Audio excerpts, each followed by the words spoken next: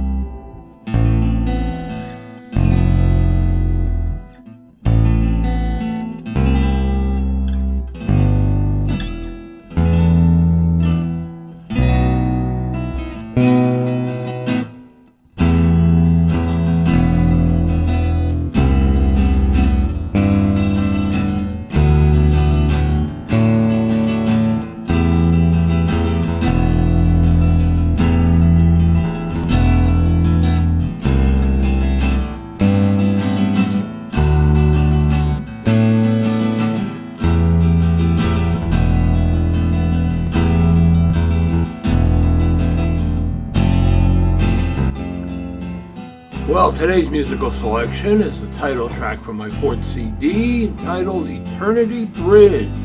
There's a link to the full version down in the description. I never got around to doing a video for this one. And I hope everybody had a great Thanksgiving. I know I did. It's going to take me at least 2 days to walk off everything I ate, but you will have this. And the subject of today's video is Stanley plane restoration, bench plane restoration. Now, for those of you that haven't been following my channel much or new here, I've been buying, restoring, and selling old tools for close to 30 years and doing it full time for close to 20 years now. And as a result of that, I have done a ton of these planes, from number 2s up to number 8s, including a few bedrocks. Never had a number 1, but maybe one of these days I'll get lucky. But I have the experience, well over 500 bench planes as far as I can figure, probably a lot more than that. And if you throw in the scrapers like the number 80s, number 12s, all the other stuff, and the spoke shaves and the block planes, I'm into the thousands with these guys. So unlike some folks that'll just slap together a video and, hey, I'm an expert on restoring Stanley planes, I have the credentials to back it up. So anyways, I hope you learned something today, so you might want to grab a beer, grab a coffee, and sit back and enjoy. Well, as you can see, I have some little bit of free space on my workbench, about 12, 14 inches. That ain't going to last for long because I'm kind of waiting on one of my 5-minute flea market deals to come through. But while it's clean, I figured we'd tackle this plane. So zoom in a bit. I notice I'm using a tripod for you guys that hate my camera work. And of course, tools needed. Turn screw, screwdriver. This is my big old Thayer. Somebody relieved the tips on it, but that works perfect for this kind of work. Small pair of vice grips, which will be explained as we go on. And of course, a big hammer. Just in case. Everybody needs a big hammer, right? And a box to throw the parts in. Now, today's subject is see if I can dip in a little bit closer here.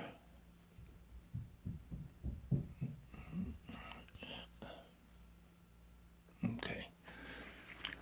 Is a Type 13, number 3. This was made by Stanley between 1925 and 1928 during the Sweetheart era. You can tell that by the, probably hard to see here, we'll show it in better detail when I get everything apart, but there's one patent date, small knob, and it does not have the ring for the front knob. So, without further ado, first thing we're going to do is get naked. The plane, that is. Start with the knob. Now this is kind of loose, so I hope it's not stripped or busted. And I just turn it.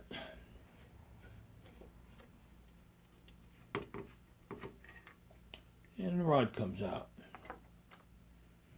Now, as you can tell, the screw is locked onto the rod. Rod's actually not too rusty, but this is where I use the vice grips for. Grab it and loosen the nut. Now people say, well, doesn't it leave marks on the rod? Yes, it leaves marks on the rod, but I'm going to be cleaning it anyways. You'll never notice it. Next up is the cap, which is kind of tight. So now I haven't done anything with this plane, so if something's bad or broken in here, we'll find out. You'll find out when I do. But unplated. A little funky, but we can make that guy look right pretty. Set that over here. There's even some shavings and sawdust in here, which sometimes is a good thing, sometimes is a bad thing, because the crap gets clogged up in the blade, and that can cause problems. Next up, hey, that even worked. Sometimes you got to use the pliers to turn the screw. They got them really locked down, but ooh, that blade's nice. See it? That's even without cleaning. That's a sweetheart blade. That's a cap will even clean up pretty nice. That's a $25 blade in my book. But then I've been accused of having a strange book. So, all right, pull the screw off here. Do the frog screws.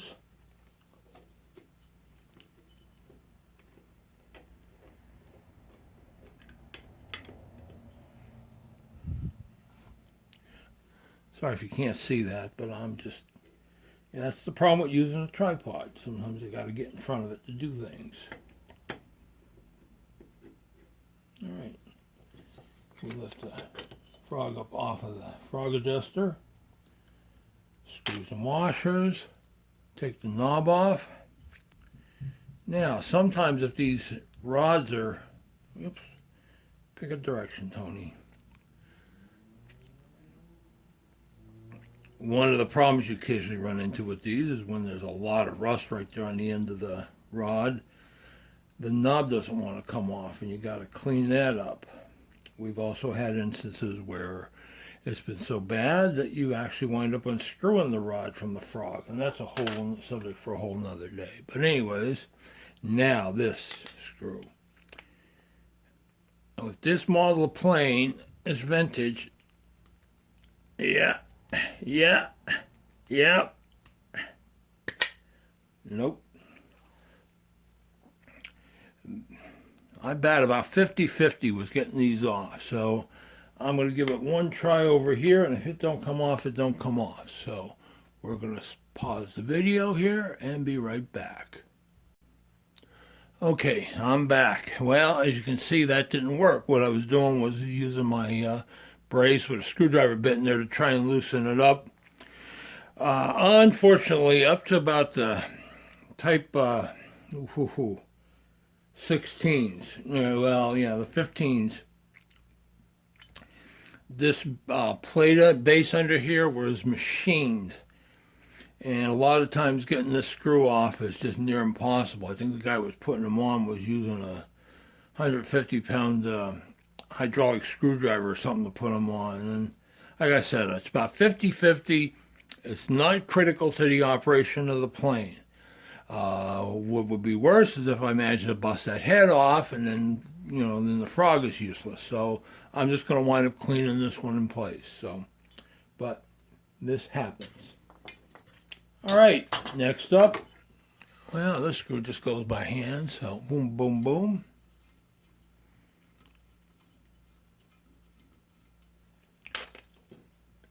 And last is the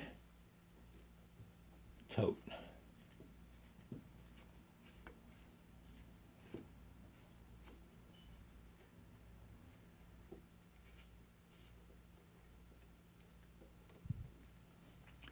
Sorry if you can't see, but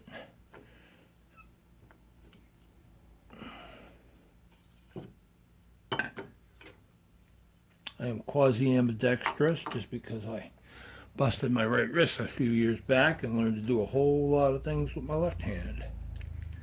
Amazing how that works, eh? So we're going to grab this one again with the vice grip tight and loosen the nut, hopefully. Yep, there it goes. All right.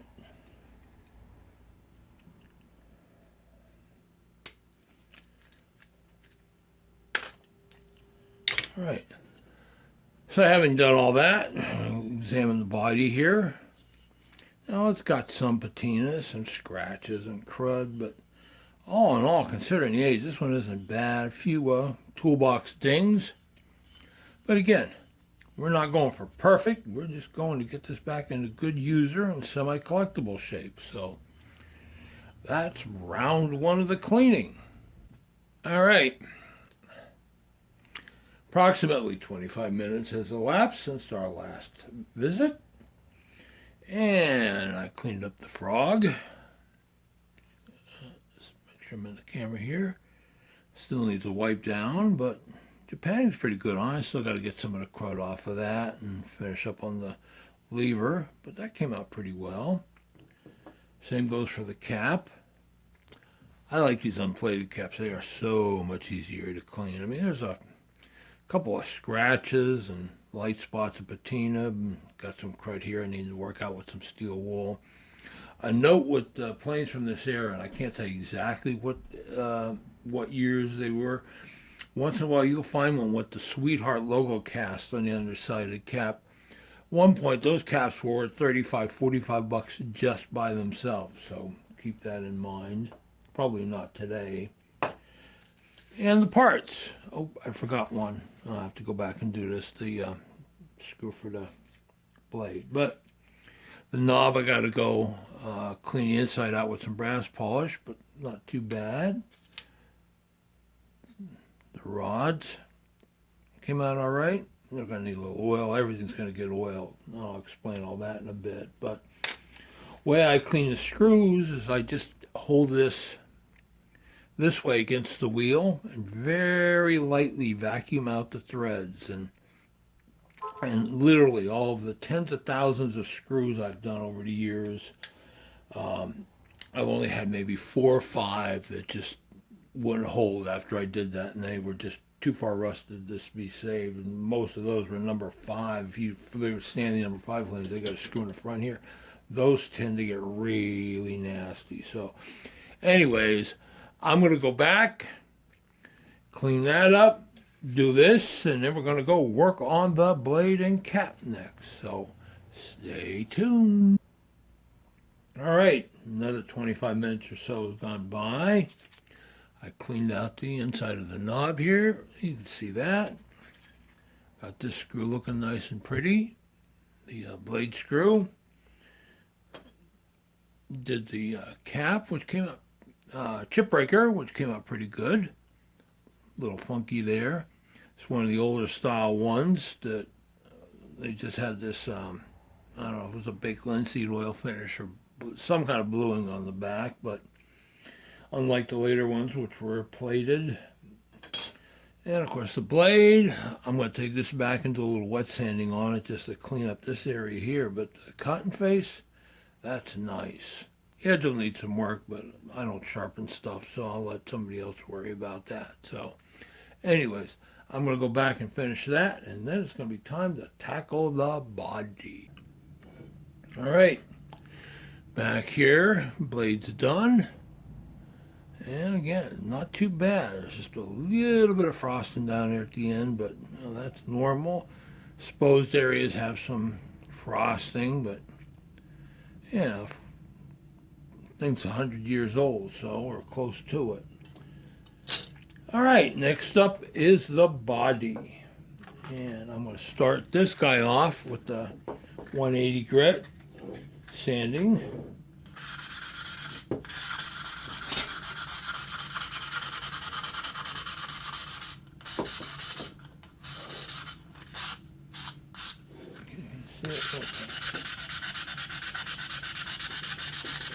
Normally I don't sand here, but just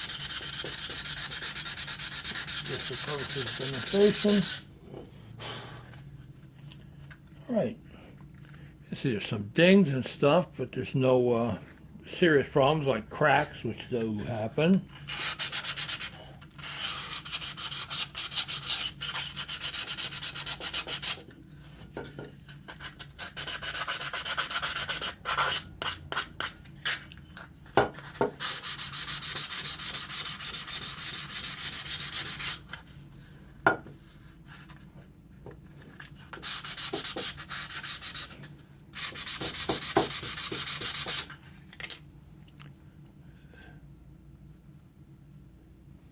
Bring it in a little closer there.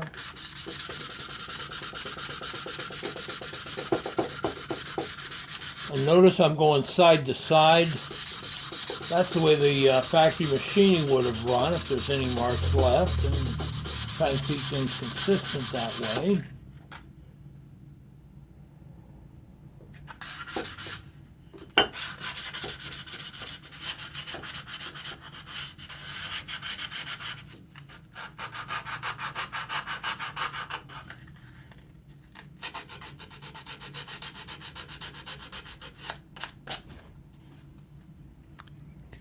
Bang it, right? Now to the sole.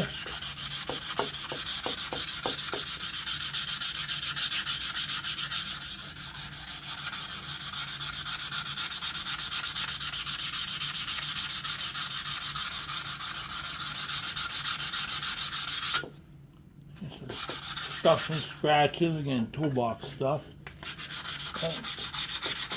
This guy's shaping up to be a pretty nice plane. At least in my opinion.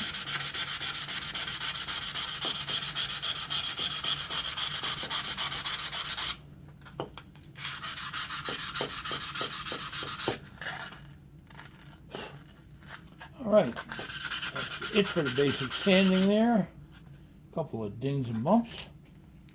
Alright, I'm going to go back, run this over the wheel real quick, and then we'll be back for the next part of this. Okay, I've taken over the wheel, dressed it down a little bit, you can see. And again, other than some dings and scuffs, this guy's not bad at all.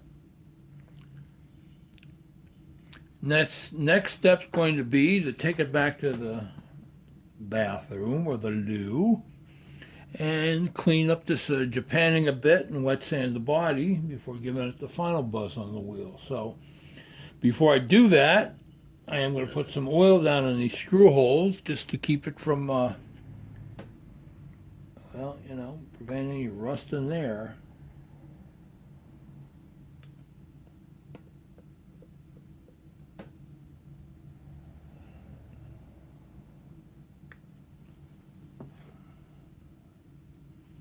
And you get a little on the body, but it don't matter because I'm going to go back and be soaping this guy down good. So, be right back. Well, those of you that are familiar with my channel here have heard of my great and wonderful wax mixture.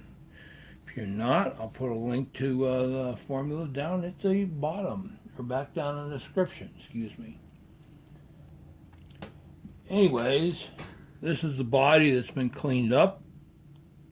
Now I'm going to hit it with just a little bit of the wax to kind of finish the cleaning and help preserve it a bit. This does not affect the painting at all. Doesn't eat into it. And I am sitting this on a piece of cardboard now to keep the sole from getting grunged up again. Sorry if you can't see that. I'm trying to see what I'm doing, and keeping on camera is kind of tricky. But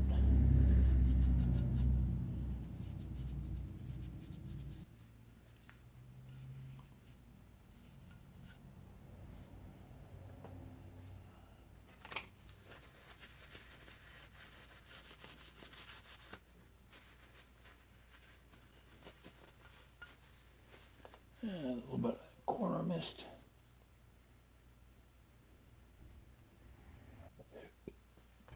Now I can hear the purists screaming on this already, but yeah, you know. this.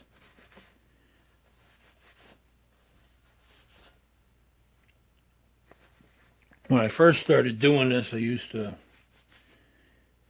hit them with a little 3-in-1 oil and put a little penetrating oil on top of that and give them a thin wipe down with that. And of course they looked really nice, but then people started complaining about the smell. So some people complain about the smell. You can't win for trying.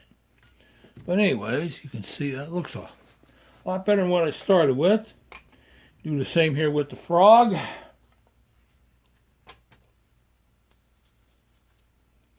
Clean out the inside there. Side the screw channels. Up alongside the lateral lever area here.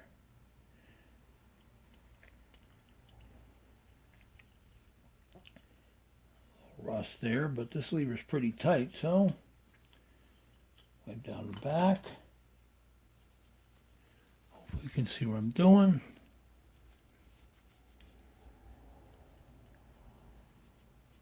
Oh, I gotta clean the top of that off yet. Yeah, getting ahead of myself here. Oh well. And I always wipe this section down here, the base here. Hopefully keep it from rusting again.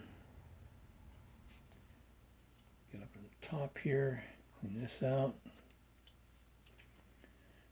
Get alongside of the lever. Sorry if you can't see this. It's just tricky to do this. And remember where the camera is. And as always, if somebody wants to volunteer to be my cameraman, pay sucks, but company's good. This is where the time really gets involved in this detailing work. That's not too bad. I find some sandpaper here.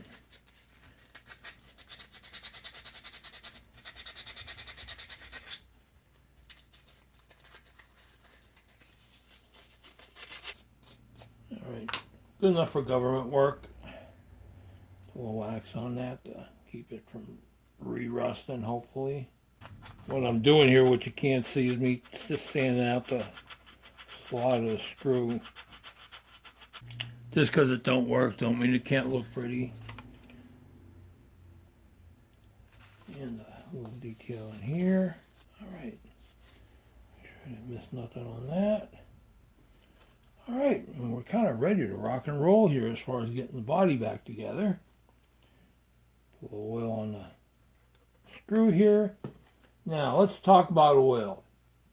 I hear from some guys, oh my God, why did you oil it? Well, it's because, I'd much rather deal with old oil than having to deal with rusty screws. Now when I put this on, I always back them all this up, make sure they go all the way on.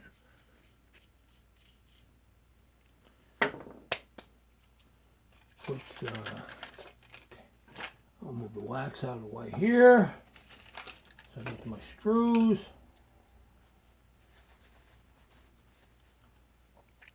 I'm going to be right back while I get the wax off my fingers so I'm not getting it all over the body. Did you miss me? All right. A little better.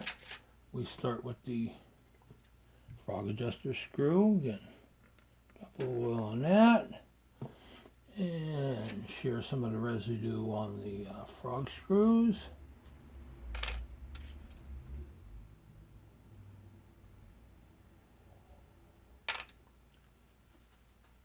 And put the frog screw in. See what I'm doing here? Yeah.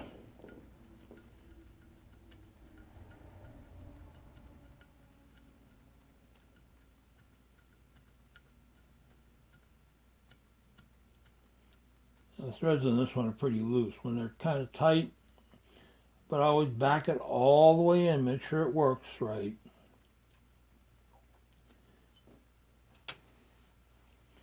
Okay, we'll put the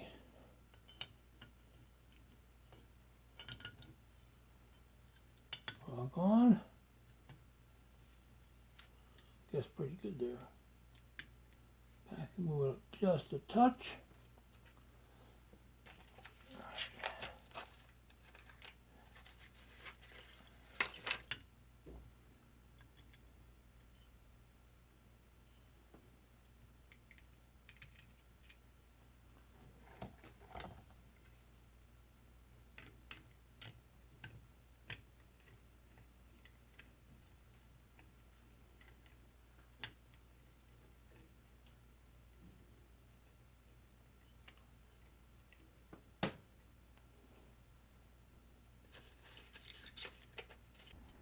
I guess I should be saying something witty here, but since I'm just trying to get this done.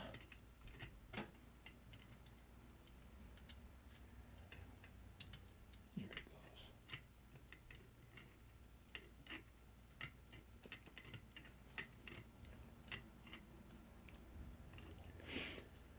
All right, now they're both just close up tight. The only thing I do with these guys is give them a snug, snug, little snug, little snug. That's all the tighter they need to be. No sense in putting the kiss of death on them. Back in my computer days, I used to have a gal that would go around and tighten every screw on every computer, the printer cable screws and the monitor screws with a pair of pliers, and then I'd have to move something or take something apart to work on it. It's like, oh, she said, well, I didn't want them falling out. Like they were going to fall out. Anyways, well, I might as well do this real quick while I'm at it. Drop a oil on this. This one I wipe off because I don't want it getting on the cap and that.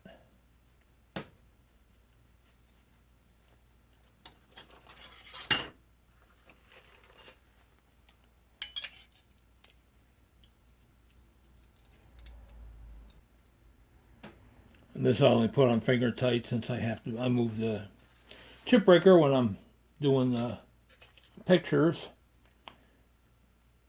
And a little bit of oil on the blade post screw.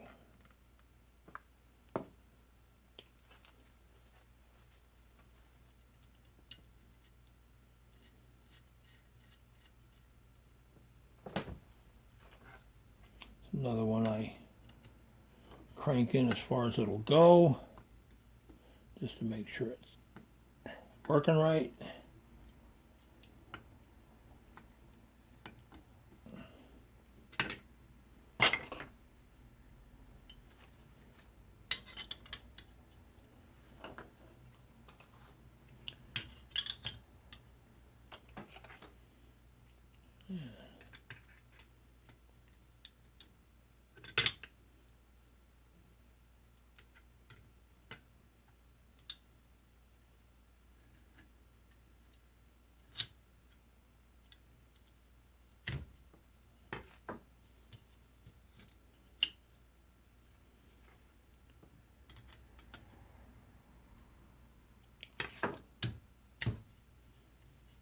That's not too bad.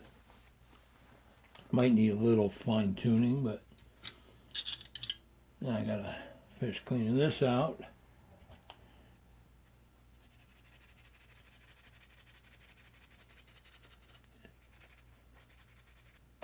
And I'll just use a little wax on this to protect this area here too. Well, I shouldn't be doing that because you sometimes get that on the cap. And okay, that part's done. Now next up is cleaning the tote and knob. So time to get the stripper pot over here and we'll be ready to rock and roll. And if you watched my last video, you heard my rant about the stripper. Well, all things are still the same there. So, anyways, I'm just going to roll this guys around in here a little bit and clean them up. They don't have too much of the original finish left. A little bit I see, but The later ones, starting with the type 16s and that, the varnish starts getting progressively thicker. Type 19s, it's like about a 1/4 inch thick on there sometimes. That takes some work to get off if you got to get it off. And unfortunately, everybody likes to grab them with white paint on their hands.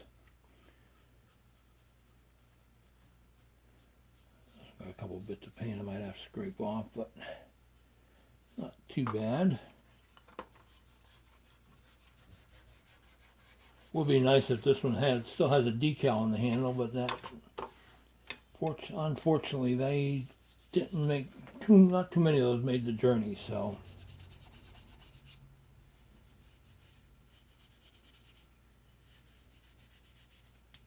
And yes, I should be wearing gloves, I hear you. But that ship's kind of already sailed.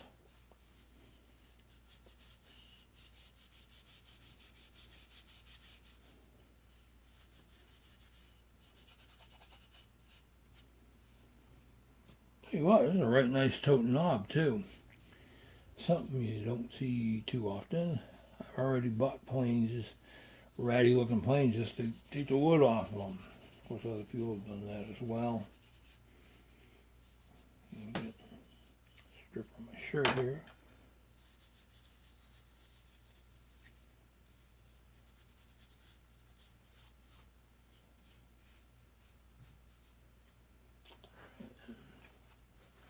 Obligatory ratty pieces of paper towel.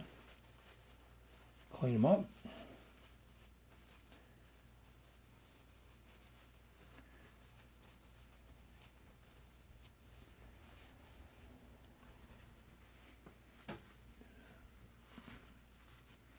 Some dings, but fortunately with this type, a lot of them develop cracks, which is why Stanley went to the raised ring. But this one's pretty solid.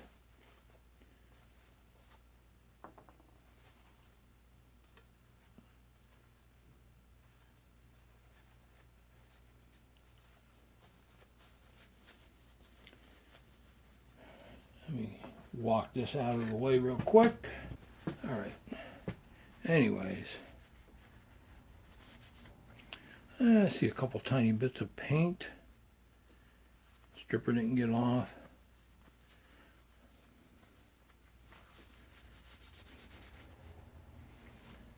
So, a little bit of some scratches and stuff on there, but again, you know, 100-year-old plane. Keep telling yourself that. In case you're wondering, I'm going back for my glasses, my reading glasses, and my pocket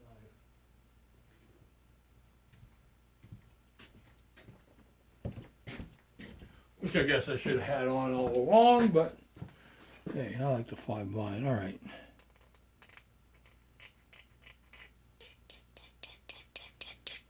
Scrape that off.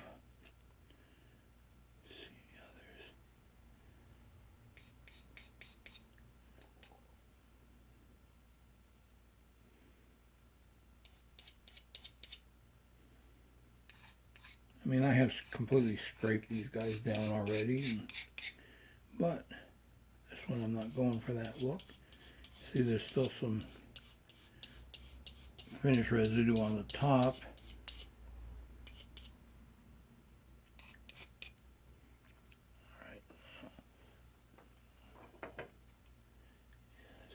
Yeah, a couple of dots of stuff here on the knob.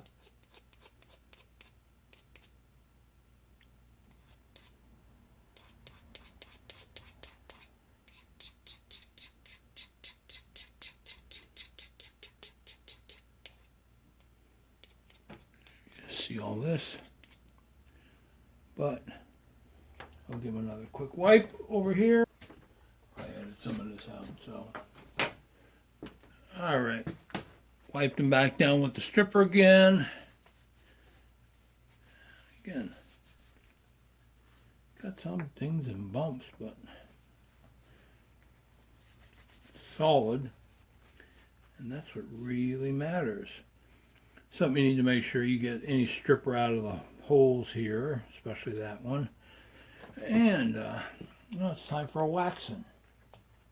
Wax on, wax off. I heard they're making a new Karate Kid movie. Why, I'm not...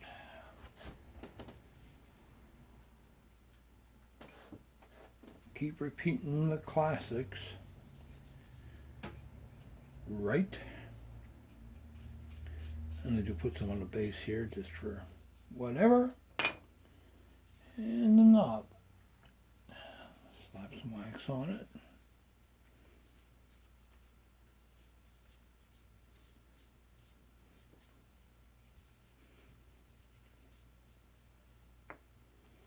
All right.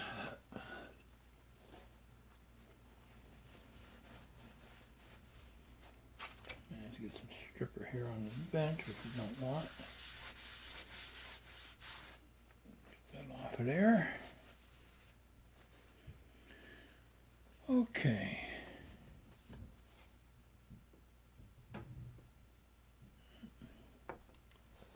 Once in a while you'll find one of these, it's two-tone rosewood, where it's got like a blonde streak or something, or in the tote. Those are pretty.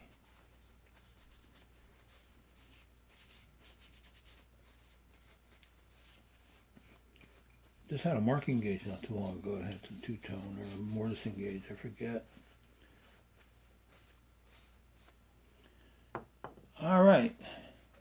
One more trip to the bathroom to get the hands clean. Now we're down to the home stretch on this guy. I did notice that I missed a little bit of rust on the top of the adjuster here, which so wipe that down a bit.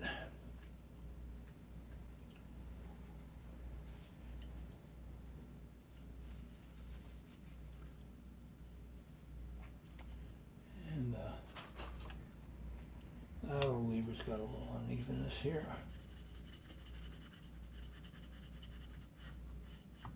Not too bad. All right, last up, of course, is the knob and the tote. Had to take the iron off, the blade off to do that. Move that out of the way. Screws here.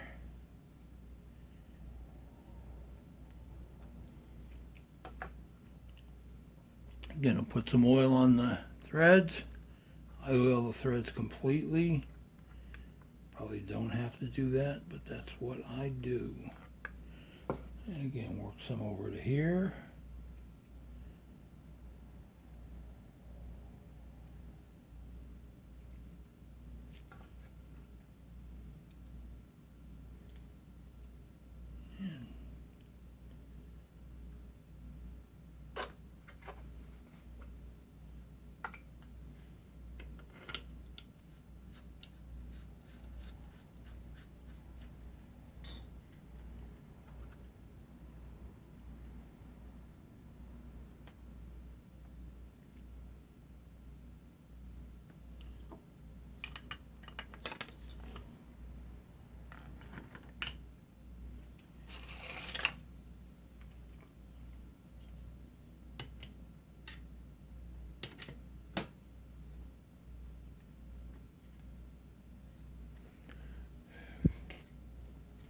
Hopefully you can see what I'm doing here.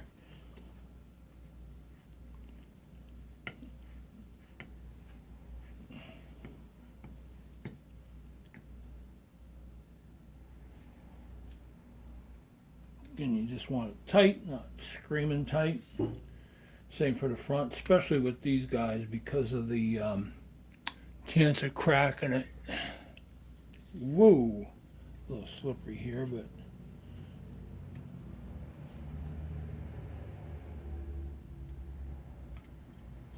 just want to make sure it doesn't spin.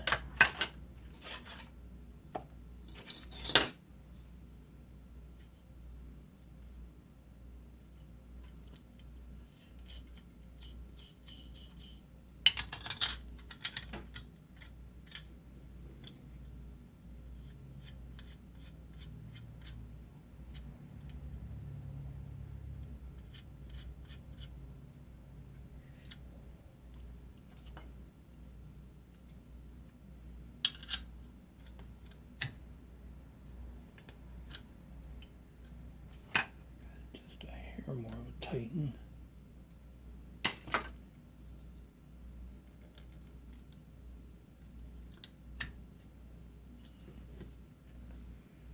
And there we go. And we'll go take it back to the area with the better lighting for the final look. And here we have the finished product. There is some light pitting on here, rust etching and dings. It wasn't evident the first time around, but still. Not too bad. Managed to get a little wax on it. I'll wipe that off. But sole again's got some minor spots of patina. I'll wax up here on the toe too and wipe off. Won't hurt anything. Just get off before I take the pictures. I'll tell you what, this is a good plane. This is a collectible plane. It's going to be somebody's good user, unless they're one of them, the guys that just put them on the shelf. But not too bad for 2 hours and 15 minutes total work. And that's all for this one, folks. No flea market segment, because the flea markets have been pretty bleak the past few trips. Nothing like tearing up $50 worth of gas to get absolutely nothing. But you will have this, and hopefully I got some stuff coming in the near future. So anyways, if you like what you're seeing, please hit that subscribe button to be notified when new videos are posted. And as always, thanks for watching, and bye.